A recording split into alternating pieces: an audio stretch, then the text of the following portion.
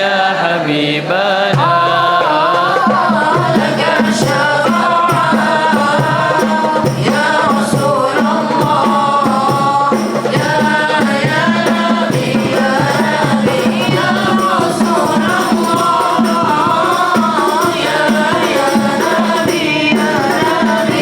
لك الشفاعة وأنا مطلبي يا نبي يا رسول الله يا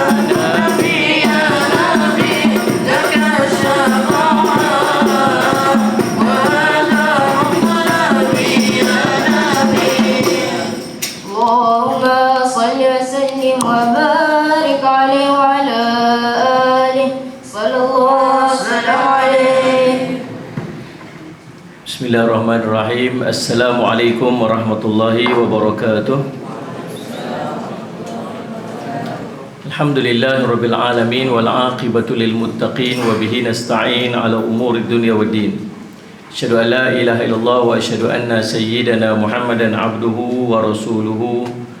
Allahumma salli wa sallim ala habibil karim sayyidina Mustafa sallallahu alaihi wasallam wa ala alihi wa ashabihi wa man tabi'ahum bi ihsanin ila yaumiddin. Subhanaka la ilma lana illa ma 'allamtana innaka antal alimul hakim. Rabbi shrah li sadri wa yassir li amri wa hlul 'uqdatam min lisani yafqahu qawli. Bismillah ma syaa Allah la yasuqul khaira illa Allah ma syaa Allah. La yasrifu as-su'a illa Allah ma syaa Allah. Ma kana min ni'matin fa min Allah ma syaa Allah wa la hawla wa la quwwata illa billah al-'aliyyil 'azim.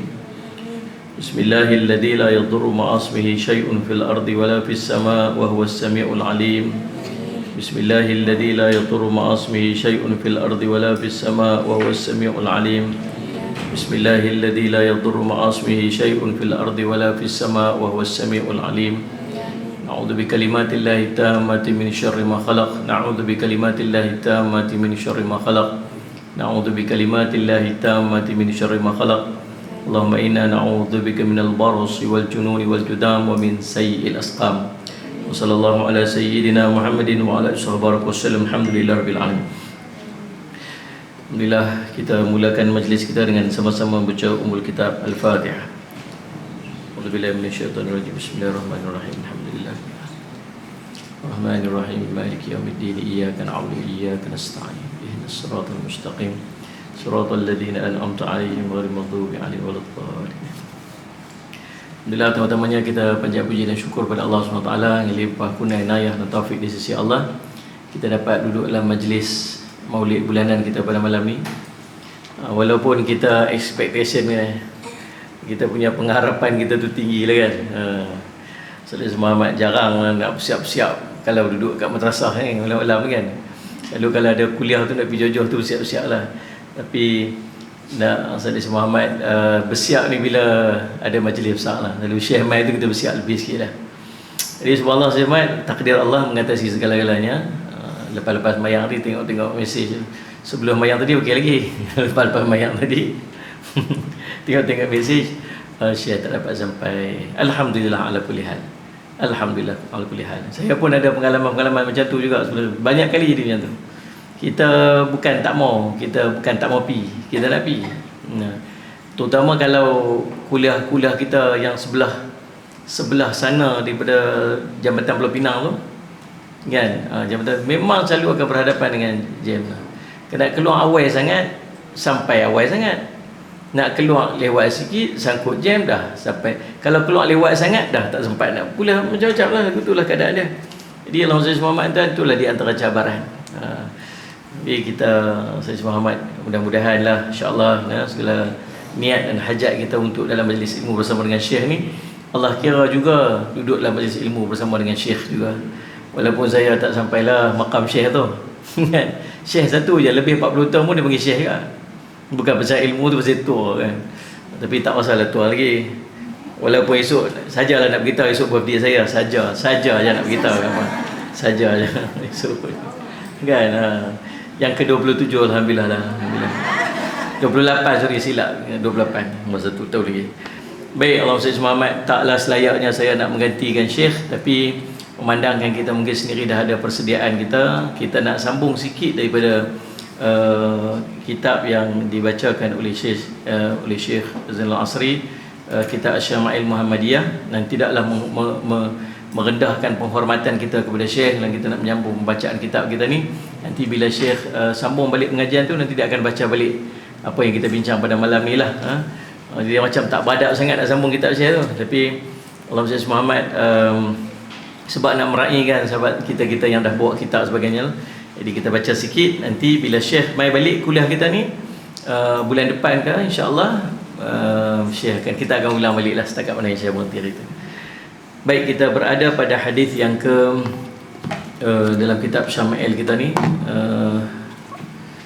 mana dia, kitab mengenai rambut Nabi sallallahu alaihi wasallam.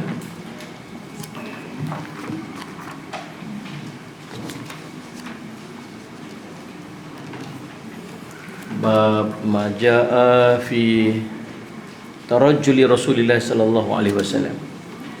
Bab dalam keadaan pada menyatakan bagaimana Nabi SAW menyisir rambut dia, bagaimana Nabi SAW merapikan rambutnya. Hadis yang ke-34.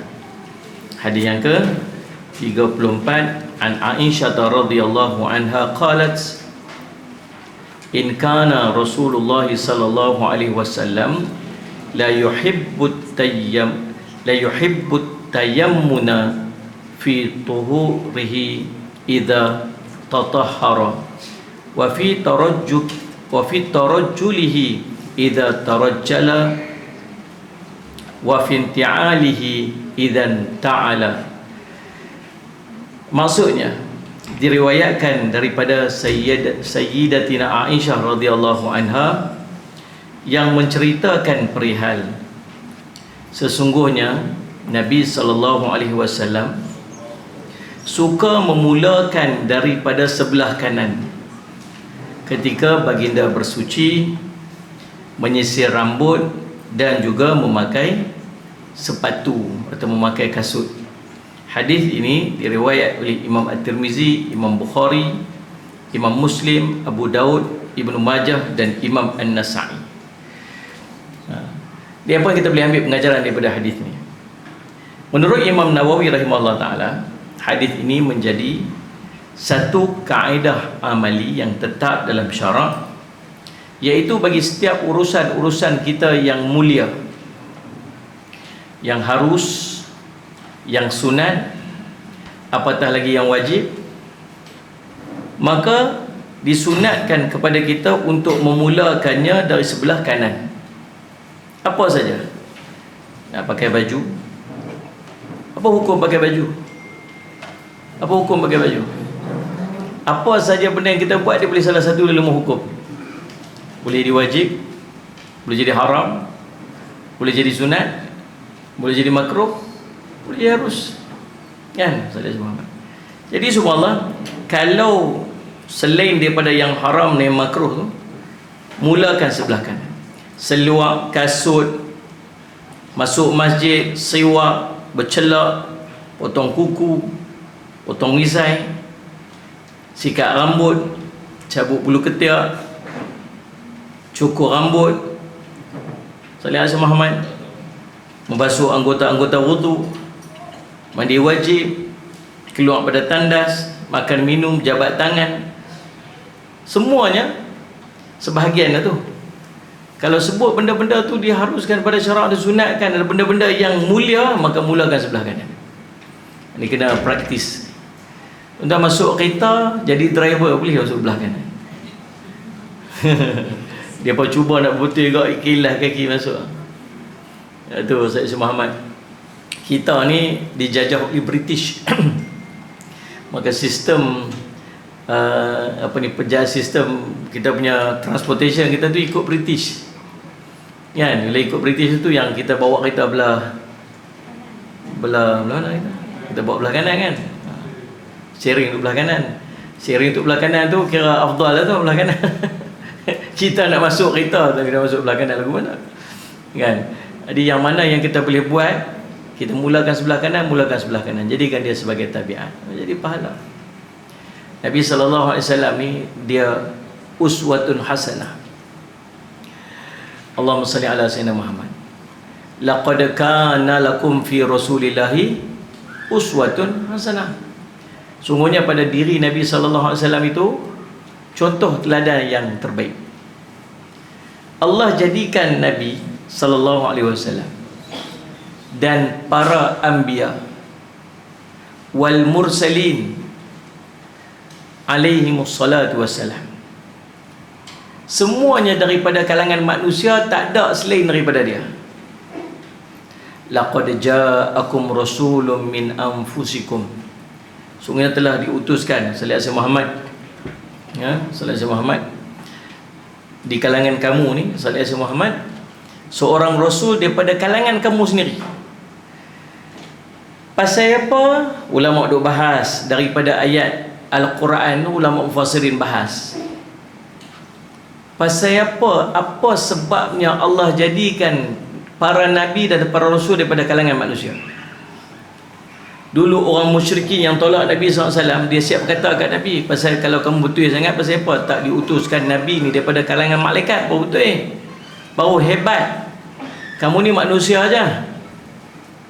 Ada hikmah pasal apa Allah utuskan para nabi dan rasul daripada kalangan manusia. Yang pertama, pasal dia manusia. Pasal apa dia manusia? Sebab kita boleh ikut dia pasal dia manusia. Kita boleh ikut. Sebab manusia ni dia ada limitation, dia ada keterbatasan dan kemampuan dia. Dia lapar, dia makan. Dia tak makan, dia lapar. Dia tak minum, dia dahaga. Dia mengantuk, dia tidur. Ya, ada keperluan-keperluan nafsu dia yang perlu dia penuhi. Maka itu sifat manusia yang kita boleh ikut. Yang kedua, kita faham. Kita faham apa percakapan dia. Tapi kita boleh faham tak percakapan manusia? Kalau bahasa yang berbeza, dalam dunia ni ada berapa ribu bahasa, atau berapa puluh ribu jenis bahasa. Kita belah sini dengan Kelantan pun, dan Kelantan cakap kita tak faham. Nah, Kelantan, saya duk heran kadang-kadang tu Kelantan dengan Terengganu tu sebelah tu. Belah ni cakap lain, cakap lain. Kita heran. Orang belah sini bukan cakap tu, tak faham. Dia kata-kata beranang-nang, dia kata kat kita. Kita kata beranang-nang pula. Ada bahasa orang tak boleh faham langsung. Bukan cerita jauh. Kita pi sampai dekat belah si, belah yan. Yan boleh tahan kira. Belah si tak boleh faham. Oh, itu apa ni? Air. Oh, ayang ada ni padahal duduk lagi dah. Kita dekat Perlis tuan-tuan. Semua jadi. Ya tak? Oh, tak kelih lagi? Kelih. Tak kelih. Kelih apa? Kelih. Kelih tu apa? Nampak ujuh lagi. Ya. Lapiak makan puluit. Makan puluit dengan nyok kukuak. Oh, sedap kita cakap ni. Makan puluit dengan nyok kukuak. Oh, sedap punya lah. Bahasa dia dialek berbeza. Jadi subhanallah saya Muhammad, kita mengaji bahasa Arab. Syekh Ustaz Ahmad Rafiq daripada Zabid. Bila dia duduk bercakap dengan kita tu, dia cakap kita bahasa Arab, dia bukan cakap bahasa dia. Dia sendiri tak bercakap bahasa dia di Zabid. Sebab bahasa dia di Zabid, kalau dia bercakap bahasa Syekh di Zabid tu, kita tak faham dia cakap. Sebab dia punya bahasa slang dia bahasa Ami. Dia pergi ke Yaman, Tarim ni. Saya Muhammad duduk cerita, kita tak boleh faham, satu-satu tak boleh faham. Pasal apa? Pasal dialek berbeza. Jadi subhanallah, maksudnya Allah bagi bahasa sangat banyak.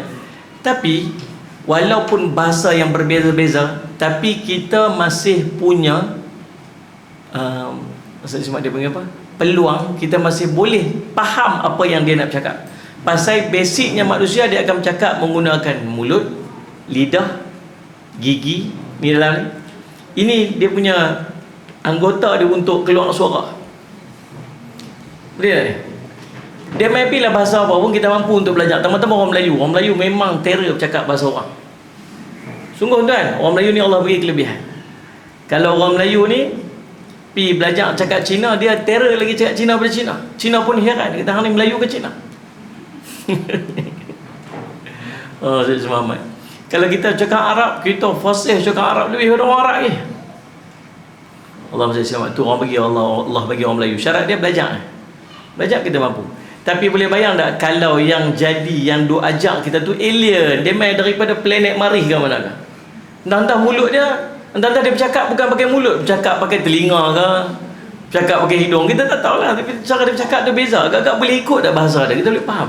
Tak boleh pasal dia punya anggota dia untuk bercakap tu dia berbeza. Lepas tu manusia walaupun dia menggunakan bahasa-bahasa berbeza, kita masih boleh faham pasal dia masih menggunakan anggota percakapan yang sama dengan manusia yang lain. Yang kedua, kita boleh faham bahasa dia. Yang ketiga, kemampuan kita untuk ikut syariat dia. Kemampuan kita untuk ikut syariat dia.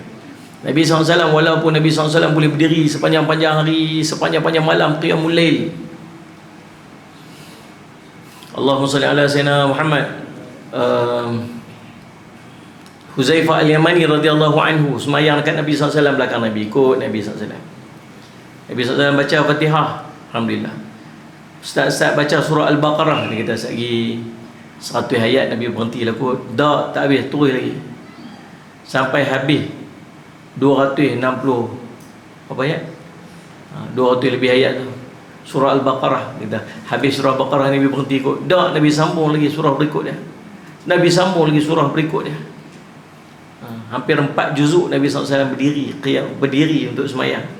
Nabi rokok, Huzaifah kata Nabi rokok tu sama panjang dengan berdiri Nabi SAW. Nabi i'tidal Nabi SAW itu sama panjang dengan baca Nabi SAW tadi ni. Sujud tu sama panjang. Subhanallah, kita kata manusia boleh buat? Boleh. Cuma kita mampu buat dengan tak mampu buat je, kan? Sayyidina Osman bin Affan radhiyallahu anhu khatam Al-Quran dalam sunat witir dia. Satu malam khatam Quran 30 juzuk. Mampu buat dia manusia. Siapa lagi? Allahumma salli Muhammad. Abu Ruqayyah Tamim Ad-Dari radhiyallahu anhu khatam 30 juzuk Quran dia. Allahumma salli Muhammad. Tuan-tuan tahu tak sahabat Ahlul Bait Nabi SAW nama Jamalul Lail. Dia di hujung dia Ahlul Bait, dia Jamalul Lail di hujung. Ya, keindahan dan kecantikan malam. Keturunan dia ada kat Malaysia ni ramai. Duduk belah mana? Tahu tak? Perlis. Tok Wan dia dulu, maqam dia Jamalul Lail ni duduk dekat Tarim, duduk dekat Hadramut, dekat Tarim. Kat Zambal tu, tempat para wali, tempat ramainya Sayyid Muhammad, Ahlul Bait Nabi SAW kat Zambal tu ramai. Gelaran yang diberikan kepada dia Jamalul Lail itu, gelaran tu pasal dia orang yang menghidupkan malam dia. Malam baginya sangat indah. Dia tak tidur malam-malam dia, melainkan dia qiyamul lail, dia rajin qiyamul lail sampai dia mendapat gelaran Jamalul Lail, keindahan malam. Allahumma salli Muhammad. So boleh tak? Boleh. Nabi SAW buat para sahabat buat, ada di kalangan salafus soleh buat, orang mampu untuk buat. Boleh tiru Nabi SAW. Pasal apa? Pasal Nabi SAW di kalangan manusia. Syariat Nabi SAW. Bahkan Nabi SAW jadi apa? Jadi qudwah hasanah kat kita. Kita ni nak buat apa dalam hidup? Semua ada panduan. Tuan-tuan pergi tengok agama lain, sallallahu alaihi Muhammad, panduan dia tak sampai dan tak sama macam mana panduan yang ada dalam agama Islam. Panduan dalam agama Islam ni Allah bagi ni tuan-tuan sekalian, Allahumma salli Muhammad. Setiap benda yang kita buat dalam hidup kita ada panduan dia. Setiap benda, tuan-tuan sebut benda apa. Nak makan ada panduan dia. Nak minum ada panduan dia. Hatta nak masuk tandas, nak masuk jamban ada panduan dia. Masuk kaki kiri, keluar kaki kanan, duduk, cara duduk dalam tandas, jangan cakap dalam tandas, jangan makan dalam tandas, macam-macam semua apa lagi. Jaga aurat nak pergi tandas, baca doa dekat tandas saja, entah berapa puluh sunnah Nabi SAW yang ada. Pada tandas tu cerita yang lain, tandas tu saja pun ada cerita dia. Sampai macam tu detail sekali dalam hidup kita ni ada panduan daripada Nabi SAW. Dan salah satu panduan yang kita kena faham elok-elok dalam hidup kita dengan anak-anak kita dan siapa yang ada sekali kita, nak buat apa pun kanan dulu. Kalau dia sesuai dengan syariat, benda mulia. Pakai baju mulia lah, mula tangan kanan dulu. Lagu mana pakai tangan kanan dulu? Selum tangan kanan dulu. Selum tangan kiri pula. Ni anak-anak kita duduk pergi sekolah, galah beg belakang. Syah tengok. Dia selum tangan kanan dulu ke kiri dulu? Ajak tangan kanan dulu. Simple ya. Pada ada apa? Simple ya. Nak beg, ambil tangan kanan dulu, saya masuk tangan kiri pula. Saya Muhammad. Nak pakai seluar kaki selum kaki kanan dulu, kemudian kaki kiri. Nak pakai kain blanket lagu mana? Bukan lompat. Lompat duk belengkang tu memang jenis belengkang tu. Kita tahu lah perangai lagi kita lagu mana. Dia saja duk biar belengkang kain blanket tu. Tapi siapa duk biar tu senang lagi selum balik. Allahu Akbar. Lompat zas tarik gulung, settle masalah. Orang lelaki dia rajin semayang. Terus duk marah kat depan. Apa macam tu? Bukan takat kain blanket, keluar dalam pun duk lagu tu. Pakai roti kerai tu. Jadi mulakan tangan kanan dulu, mulakan sebelah kanan dulu. Itu cara yang dibuat oleh Nabi SAW. Apa saja benda yang berkaitan dengan amalan atau perbuatan yang mulia, mulakan sebelah kanan dahulu.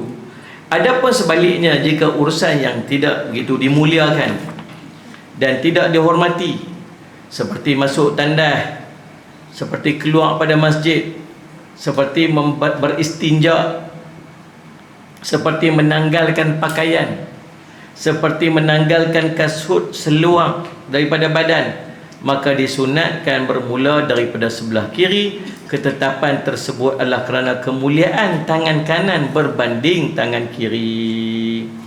Sallallahu alaihi wasallam Muhammad. Tanggai tangan belah kiri dulu. Ya.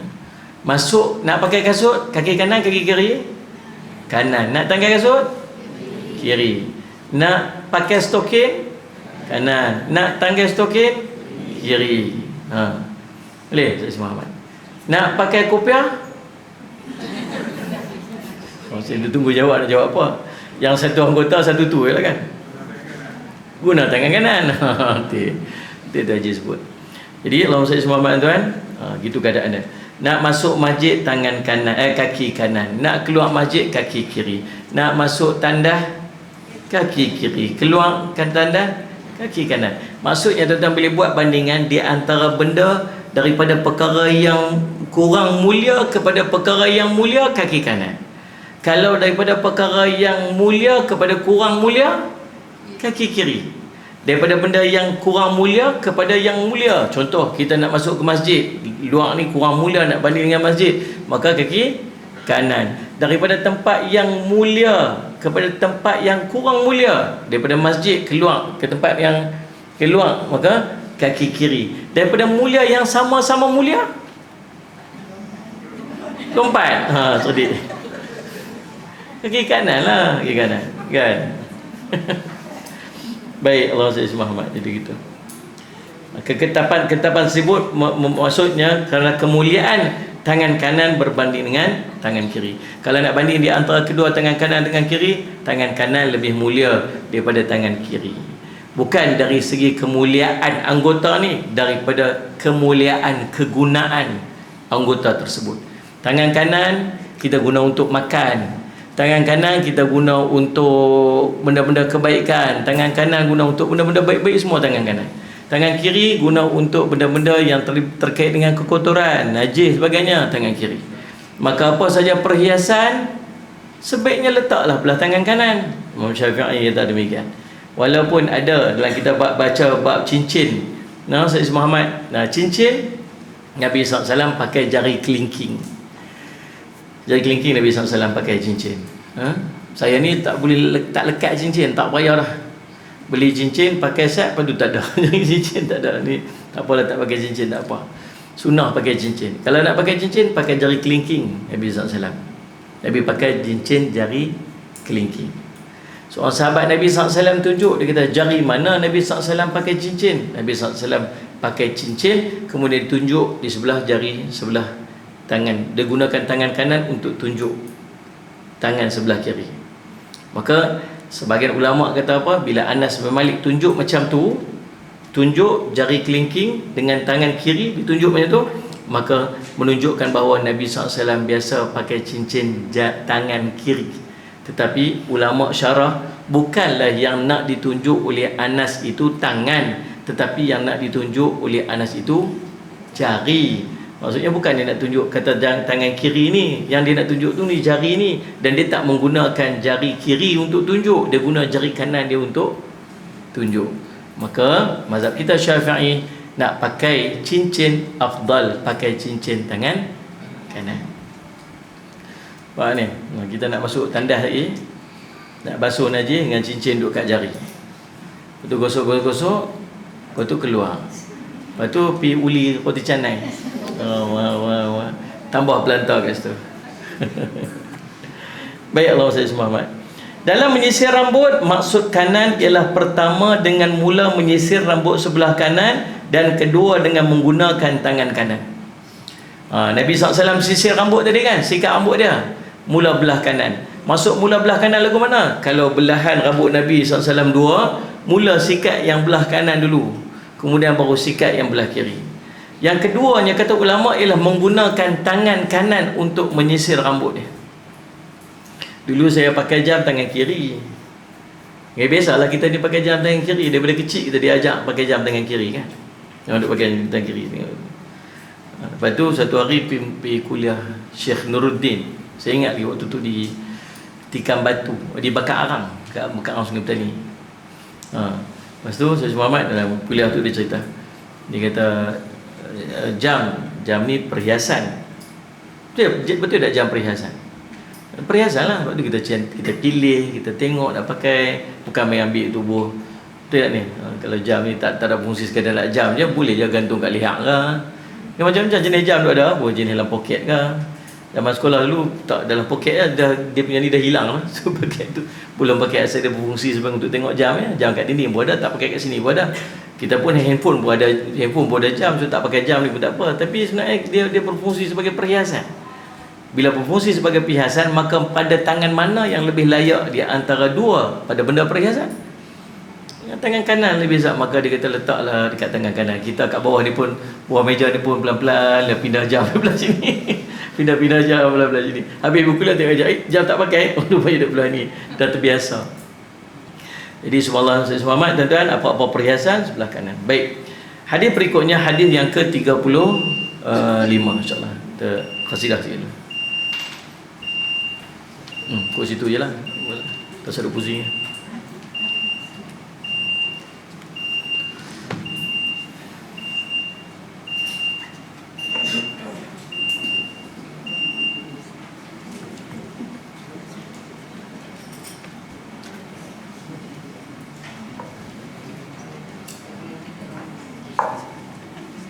Allahumma salli wa sallim wa barik alaihi wa ala alihi wa sahbihi wa zawjatihi wa dhurriyyatihi. Sallallahu wasallam alaihi. Salatu bissalamil mubini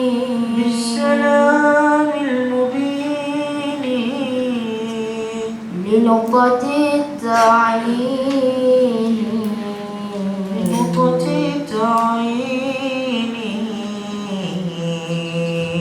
ya gharami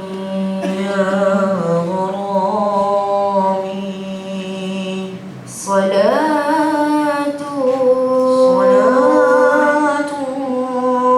bissalamil mubini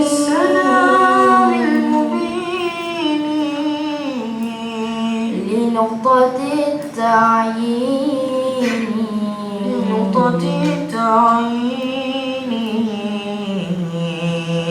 ya gharami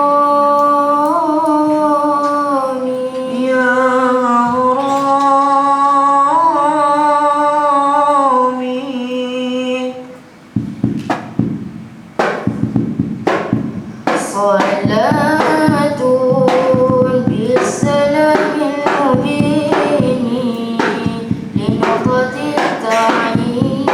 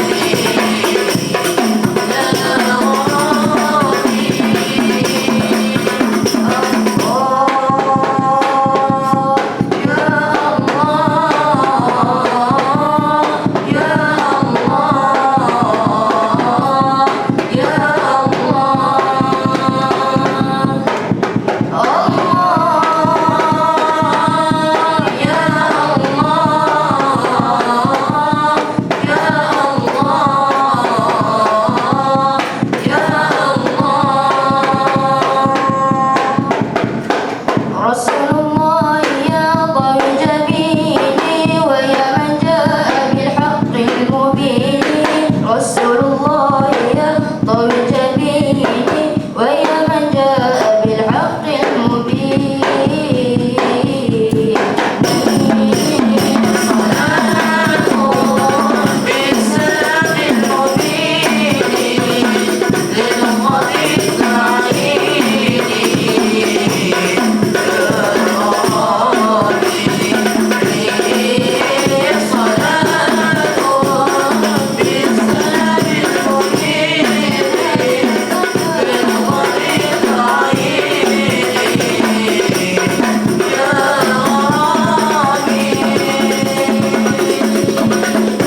اللهم صل وسلم وبارك عليه وعلى آله وصحبه وزوجاته وذرياته Sallallahu wasallam alaihi. Hadis ke-35.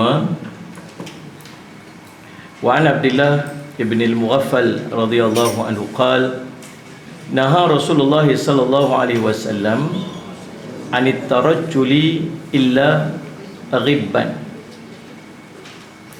Diriwayatkan daripada Abdullah ibn Mughaffal radhiyallahu anhu, dia menceritakan bahawa Rasulullah SAW menegah daripada menyikat rambut kecuali dengan selang sehari.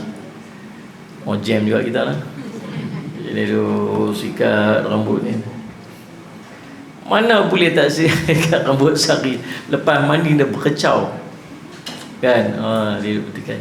Tuan-tuan, benda yang kadang-kadang tak sesuai dengan amalan kita, jangan sampai kita pertikai.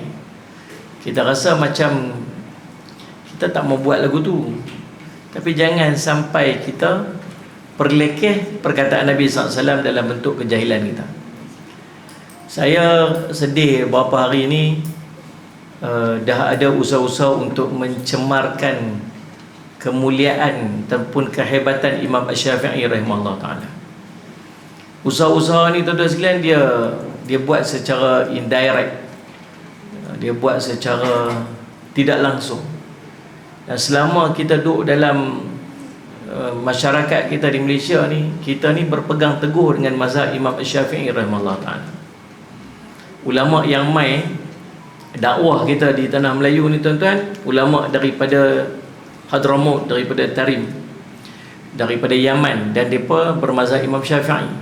Dan dia bawa mazhab Imam Syafi'i itu dekat kita, dan kita berpegang teguh daripada dulu, dan tak pernah ada siapa pun yang pertikai dan sikit keraguan pun pada Imam Syafi'i rahimahullah. Dan kita mengenali Imam Syafi'i sebagai seorang yang sangat berhati-hati dalam nak buat apa fatwa dia. Sangat detail, sangat jelas, dan sangat terperinci. Itulah sifat Imam Syafi'i rahimahullah.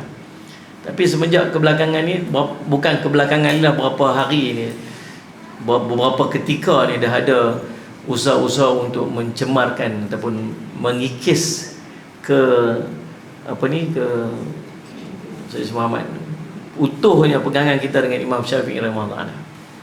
Yang kita nak bertikai pun, kita ni apa, ana dengan hantar pun duduk balik lagi. Ana dengan hantar duduk balik ni. Ana nak pergi mana tu? Saya bukan nama ana. Dah ana ni hantar tanya ni. Hantar dengan ana pun duduk tunggal langgang ni. Sayyid Muhammad. Jadi subhanallah, ya Allah, sedihlah tuan-tuan. Saya kemarin saya duk baca komen-komen yang sebut, dia kata Imam Syafi'i sendiri pun tak teguh pendirian. Dia kata Imam Syafi'i yang pakut kemudian tak teguh pendirian, sebab tu dia ada qaul dulu, qaul sebelum, qaul lama, qaul baru, qaul qadim, qaul jadid. Ulama ada qaul jadid, qaul qadim ni biasalah. Bahkan daripada imam mazhab yang 4 tu, Imam Syafi'i ada 2 je, qaul dulu, qaul lepas. Mazhab yang 4 tu ada salah seorang dia 7 qaul. Bukan 2, 7. Yang dulu sebelum 7 perbit. Depa ulama-ulama mujtahid. Kita ni siapa? Jadi Allah SWT jadi tuan-tuan sedih. Dia betul lah. Dia tak mau ikut, dia rasa dia tak mau ikut suka dia lah. Saya tak mau ikut lah Ustaz. Saya belajar, saya rasa macam ilmu saya ni, saya tahu yang ni hang seorang nak buat lah. Jangan duk pasal orang untuk buat, ikut macam. Jangan duk pelekeh ulama. Dan yang antara yang menyedihkan saya juga sehari dua ni tuan-tuan, bila Allah SWT ni ada satu konsert yang nak buat dekat dengan bulan Ramadan. Lagi beberapa hari nak masuk Ramadan, dia pun nak buat konsert. Jadi bila konsert ni tuan-tuan, dia tak apa sesuai lah. Bukan tak apa sesuai, memang tak sesuai lah. Dia konsert ni kita faham dulu. Dia seorang-seorang dia tak panggil konsert. Ni so, konsert ni maksud ada seorang yang melakukan persembahan dan ramai orang akan tengok kat dia.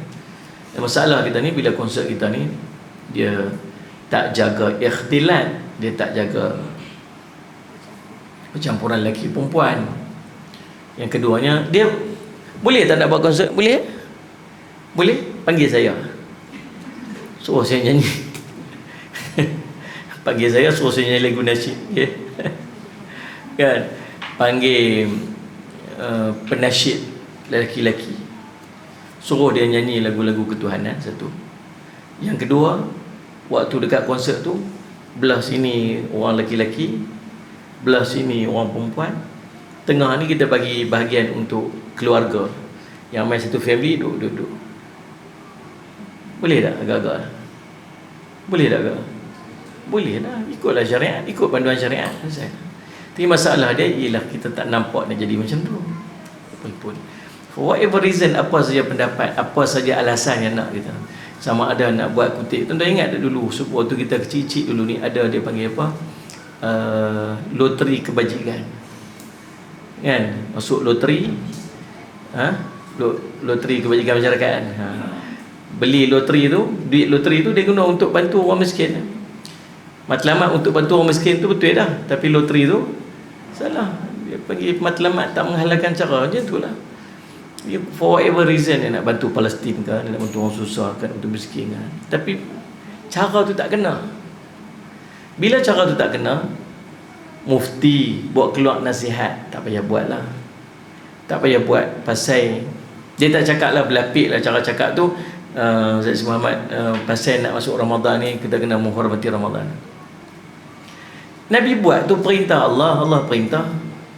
Nabi perintah, man ra'a minkum munkaran falyughayyirhu bi yadihi, fa illam yastati' bi lisanihi, fa illam yastati' fa bi qalbihi, fa innahu dhaful iman. Nabi sebut, kamu nampak kemungkaran, kamu cegah dengan tangan. Dengan kuasa yang dia ada sebagai mufti, layak dah dia keluar nasihat? Kata tak payahlah.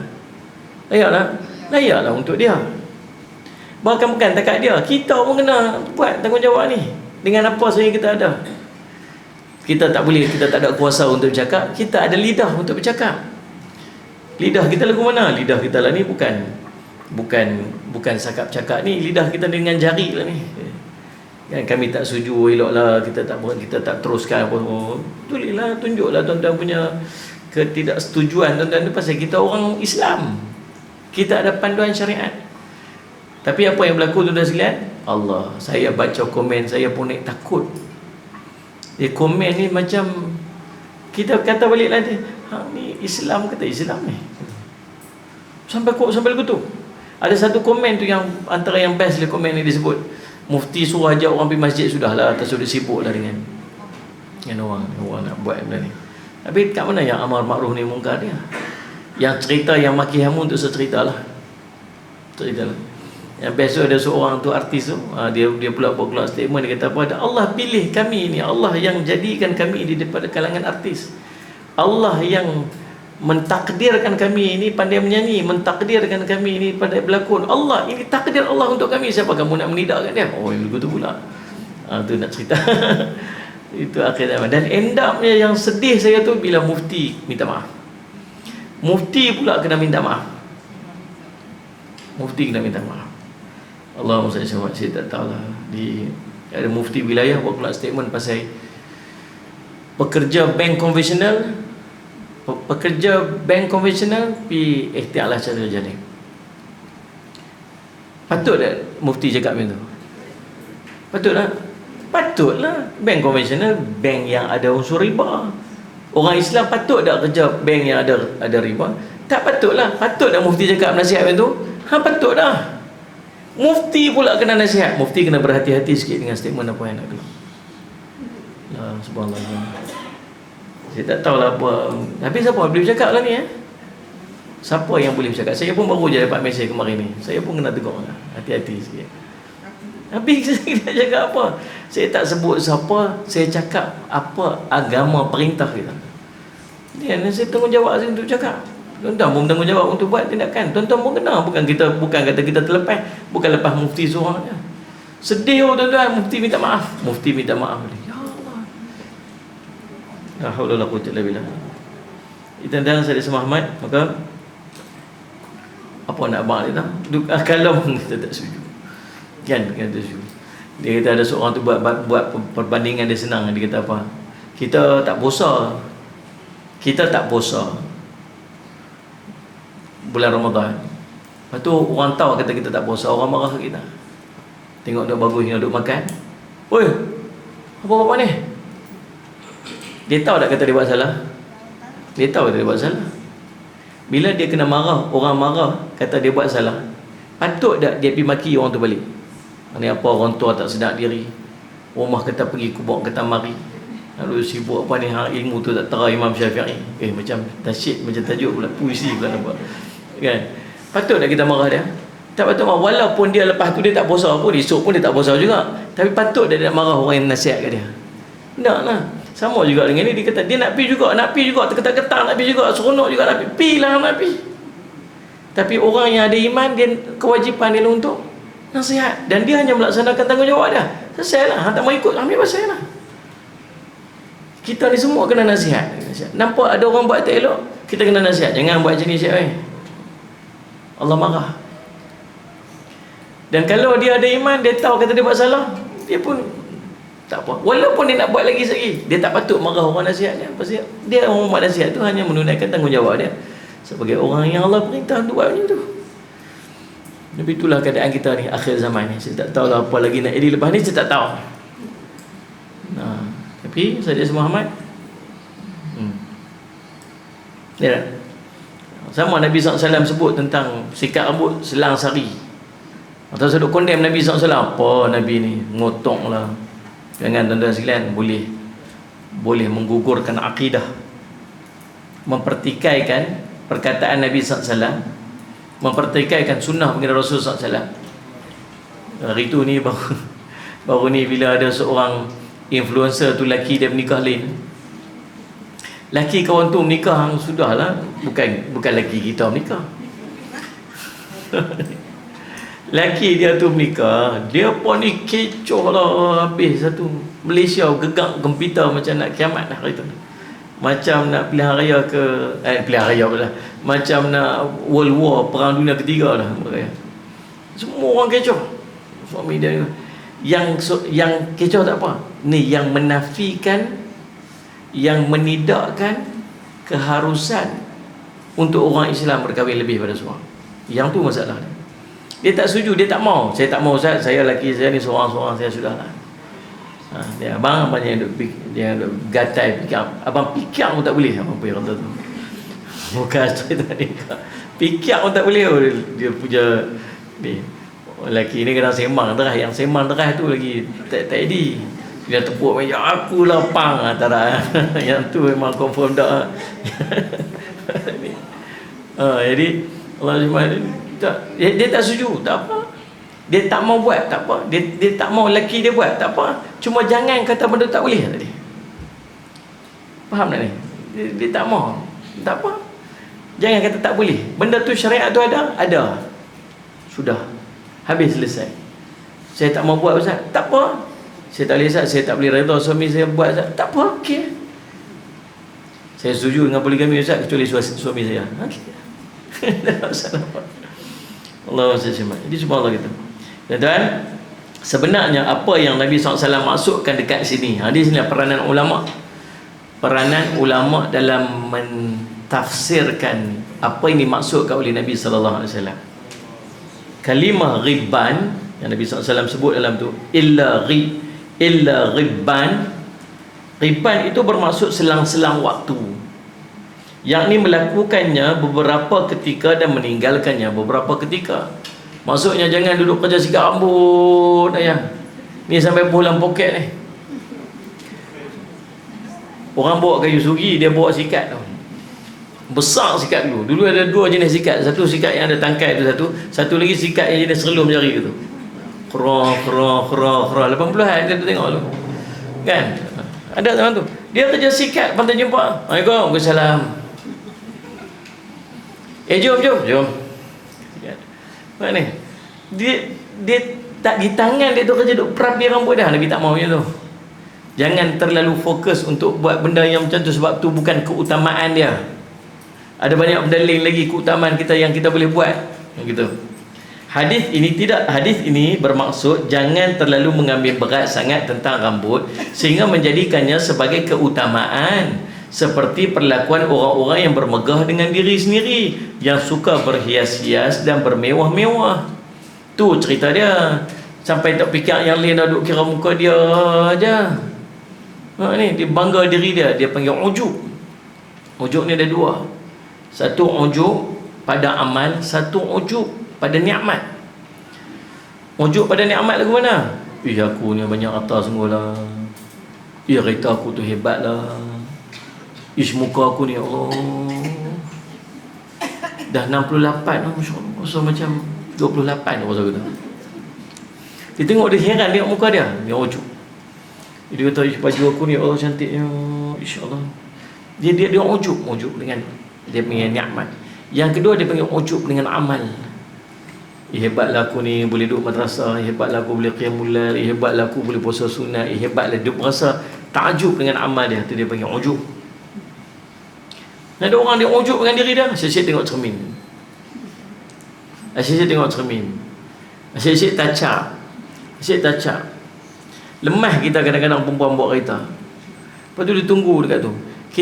Dia nampak kita duduk tunggu nak masuk parking. Kita duduk tunggu belakang kereta dia, bagi signal tu. Kita nak keluar, bagi signal. Tak bagi signal.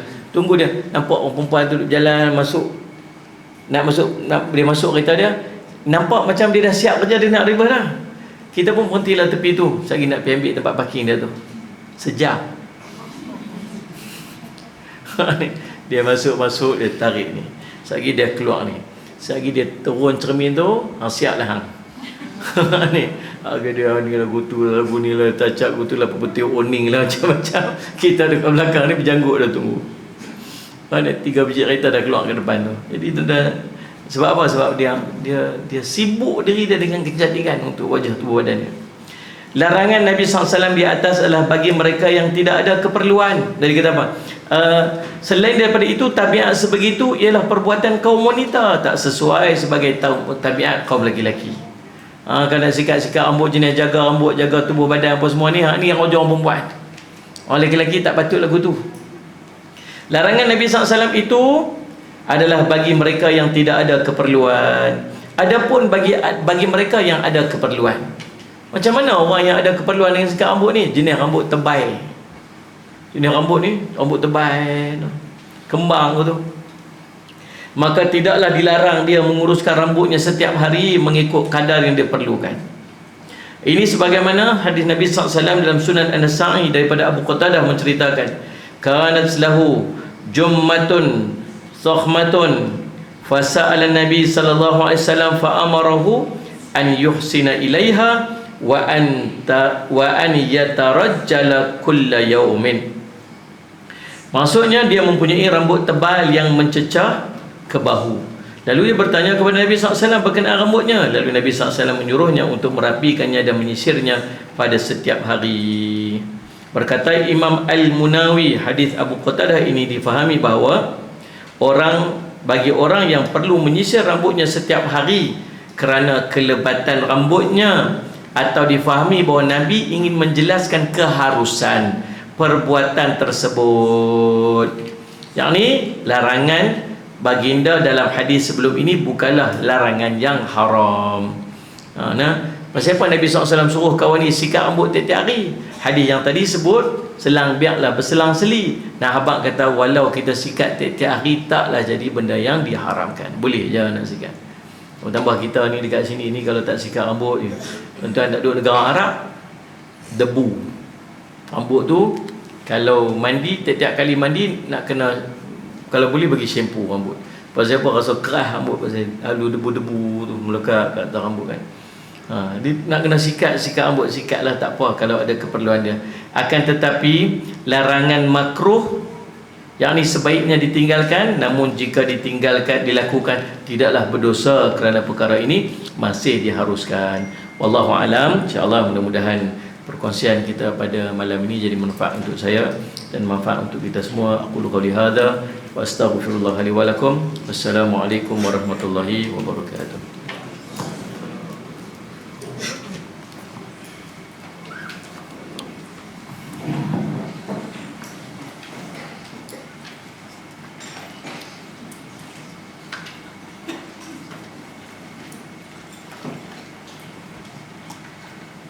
اللهم صل وسلم على سيدنا محمد وعلى آل سيدنا محمد Sallallahu alaihi wasallam alaihi.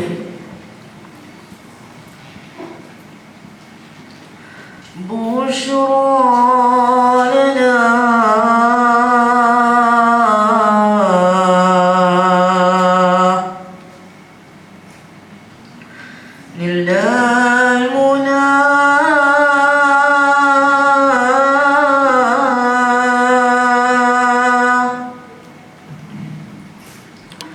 زال العلا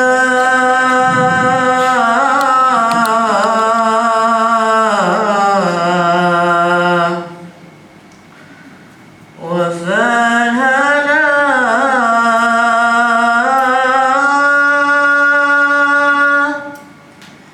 بشرى لنا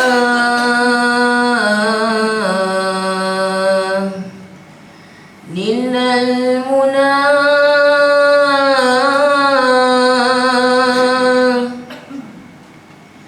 زال العنا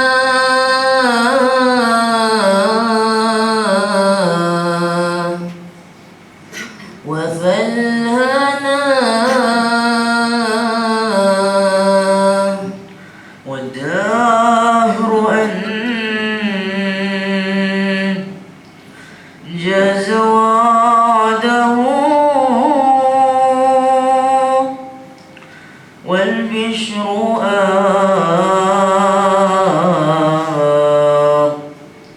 حموا لنا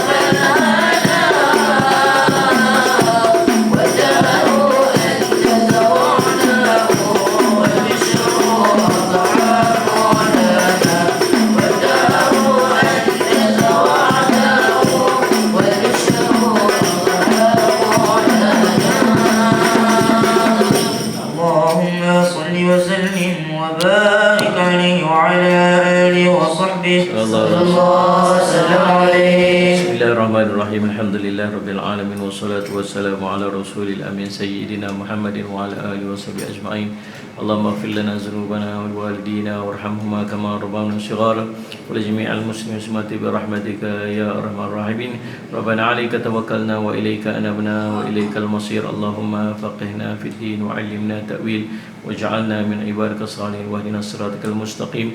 اللهم أرنا حقا حقا وارزقنا اتباعه وأرنا باطلا باطلا وارزقنا اجتنابه. اللهم بارك لنا في رجب وشعبان وبلغنا رمضان. اللهم بارك لنا في رجب وشعبان وبلغنا رمضان.